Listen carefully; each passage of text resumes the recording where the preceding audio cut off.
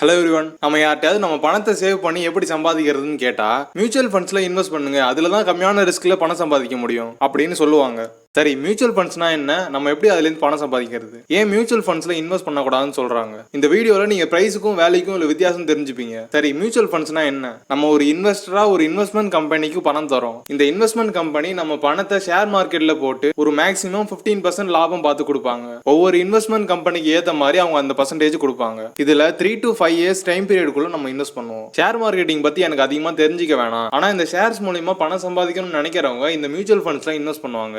இந்த மாதிரி ஷேர் மார்க்கெட்டை பத்தி அதிகமா தெரிஞ்சுக்க வேணாம்னு நினைக்கிறவங்க மியூச்சுவல் ஃபண்ட்ஸ்ல இன்வெஸ்ட் பண்றது செட் ஆகும். இதை பத்தி தெளிவா தெரிஞ்சுக்கிறதுக்கு முன்னாடி நமக்கு பிரைஸுக்கும் வேல்யூக்கும் உள்ள வித்தியாசம் தெரியணும். ஒரு பொருளோட விற்கிற விலையை தான் நம்ம பிரைஸ்ன்னு சொல்லுவோம். வேல்யூனா ஒரு பொருளோட உண்மையான மதிப்பை சொல்றது தான் வேல்யூ. மியூச்சுவல் ஃபண்ட்ஸ்ல இருக்கிற இன்னொரு முக்கியமான விஷயத்தை பத்தி நான் சொல்றேன். அதுக்கு முன்னாடி நீங்க இன்ஃப்ளேஷன் பத்தி தெரிஞ்சுக்கணும். ஒரு பொருளோட விலை ஏறிச்சு இறங்கிச்சுன்னு சொல்றாங்க இல்லையா, அதான் இன்ஃப்ளேஷன். உதாரணத்துக்கு தங்கத்தோட விலை ஏறுறது இறங்குறது மாதிரி. ஏன் இப்படிலாம் நடக்குதுன்னு நீங்க நினைப்பீங்க? ஏன்னா பணத்தோட மதிப்பு குறையறதுனால பொருளோட விலை ஏறுது. இது நம்மளை எப்படி அஃபெக்ட் பண்ணும்னு நீங்க நினைப்பீங்க? ஒரு உதாரணத்துக்கு நீங்க போன வருஷம் 1 லட்சம் ரூபாய் வச்சிருந்தீங்க. அந்த 1 லட்சம் ரூபாயோட இன்னைய மதிப்பு என்னன்னா 1 லட்சம் ரூபாயோட 5500 ரூபாய் கம்மி. இதை நான் எப்படி சொல்றேன்னு நீங்க கேட்டா இந்தியாவோட இன்ஃப்ளேஷன் ரேட் 5.5%. அதை பேஸ் பண்ணி தான் நான் சொல்றேன். சரி, இதனால மியூச்சுவல் ஃபண்ட் எப்படி அஃபெக்ட் ஆகும்னு நீங்க கேட்கலாம். அதுக்கு நான் ஒரு எக்ஸாம்பிள் மூலமா நான் சொல்றேன் பாருங்க. இப்போ நீங்க மியூச்சுவல் ஃபண்ட்ஸ்ல 100 ரூபாய் இன்வெஸ்ட் பண்றீங்க. அந்த மியூச்சுவல் ஃபண்ட் கம்பெனி 3 வருஷத்துல 10% லாபம் பார்த்து கொடுக்குறேன்னு சொல்றாங்க. 3 வருஷம் கழிச்சு 10% லாபத்துல 110 ரூபாய் கொடுக்குறாங்க. இதுல ஒரு விஷயத்தை கவனிங்க.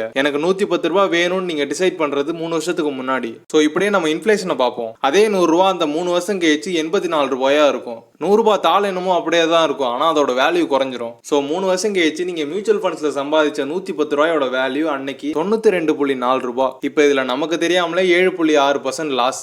இதை ஒரு பிராக்டிக்கலான எக்ஸாம்பிள் நான் சொல்றேன். இப்போ ஒரு வீடு வாங்கணும்னு நினைக்கிறீங்க. அந்த வீட்டோட விலை 1 கோடி ரூபாய். ஸோ இந்த 1 கோடி ரூபாயை சம்பாதிக்க நீங்க மியூச்சுவல் ஃபண்ட்ஸ்ல இன்வெஸ்ட் பண்ணி சம்பாதிப்பீங்க. 3 இல்ல 5 வருஷம் கழிச்சு அந்த பணத்தை சம்பாதிச்சிருப்பீங்க. இப்போ நீங்க சம்பாதிச்ச நேரத்தப்ப அந்த வீட்டோட விலை 1 கோடி ரூபாயோட அதிகமா இருக்கும். ஸோ அதை அப்போ வாங்க அந்த மீதி காசுக்கு நீங்க லோன் எடுப்பீங்க. இது தெரியாம இருக்கிறதுனால தான் நம்ம பெரிய லெவல்ல சம்பாதிக்க முடியறது இல்ல. இதனால இதுலயே திரும்ப நஷ்டப்பட்டு இருப்போம். இந்த இன்ஃப்ளேஷன் மூலமா மியூச்சுவல் ஃபண்ட்ஸை விட அதிகமா நஷ்டப்படுத்துறது ஒண்ணு இருக்கு. அது என்னன்னா இன்சூரன்ஸ் பாலிசிஸ் தான். இதை நம்ம சேஃப்டி பர்பஸ்க்காக போடுறோம். இதை நான் தப்பு சொல்லல. ஆனா இன்ஃப்ளேஷன்னால 90% மக்களுக்கு இது நஷ்டத்துல கொண்டு போய் நிறுத்திடும். எனக்கு இன்ஃப்ளேஷன் பத்தி எல்லாம் கவலை இல்லை, ஆனா லாபம் பார்க்கணும்னா மியூச்சுவல் ஃபண்ட்ஸ்ல இன்வெஸ்ட் பண்ணுங்க. சோ இப்போதைக்கு மியூச்சுவல் ஃபண்ட்ல கோல்டு தான் ட்ரெண்டிங்ல போயிட்டு இருக்கு. சோ அதை பத்தி ரிசர்ச் பண்ணி இன்வெஸ்ட் பண்ணுங்க. நீங்க இன்வெஸ்ட் பண்றதுக்கு demat account, trading account open பண்ணி ஸ்டார்ட் பண்ண கீழே டிஸ்கிரிப்ஷன்ல பெஸ்ட் புரோக்கர்ஸோட லிங்க் கொடுத்துருக்கேன். அக்கௌண்ட் ஓபன் பண்ணி இன்வெஸ்ட் பண்ண ஸ்டார்ட் பண்ணுங்க. இந்த மாதிரி ஷேர் மார்க்கெட் பத்தி நீங்க அதிகமா தெரிஞ்சுக்க இன்டெலிஜென்ட் இன்வெஸ்டர் புக் உங்களுக்கு ஹெல்ப் பண்ணும். இந்த கண்டென்ட் பத்தி ஏதாவது டிஸ்கஸ் பண்ணணும்னு நினைச்சீங்கன்னா கமெண்ட் பண்ணுங்க.